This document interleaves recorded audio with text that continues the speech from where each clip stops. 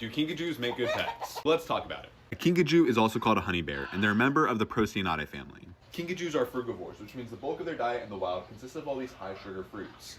They're able to process sugar a whole lot better than most other animals. That's why in moderation, I will give these guys Welch's fruit snacks. They eat about $5 to $10 worth of fruit every single day. Now we have 3 kinkajous total. This girl right here, Belize, has a really sad story.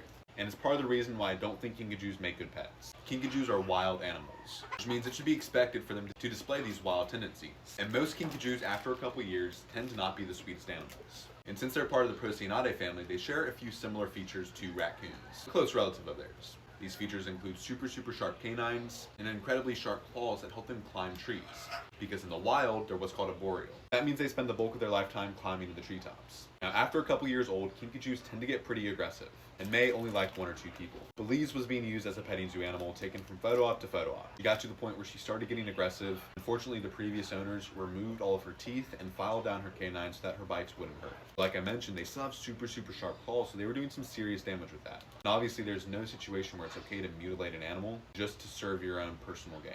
I've noticed with her, she tends to prefer softer fruits, like bananas and stuff like that. And all of her other fruits have to cut up significantly smaller. That way she's able to digest it because she doesn't have teeth to do that job for her. All she has is 2 little nubs where her canines used to be at. A few other very important notes about these guys. Kinkajous have this oil all over their body. It helps them repel moisture in the wild because they live in the treetops, these high humidity environments. In captivity, what happens is that oil gets over any sort of absorbent material that you have. So a lot of these branches and this wood actually has a darker color stain on it from where the kinkajous walk around and rub on those surfaces so much. You can wipe it totally clean and the next day it'll be back. Which means if you have them inside your house, that oil is going to get all over your couch, all over your drywall, all over your wood surfaces, any sort of absorbent material that you have. And they're also nocturnal, so be prepared to spend a lot of late nights with them. Sorry, that's the macaws screaming. If y'all saw the last video, you know why they make awful pets. Now, this girl was not always this sweet with me. In fact, when we first got her, she was super aggressive.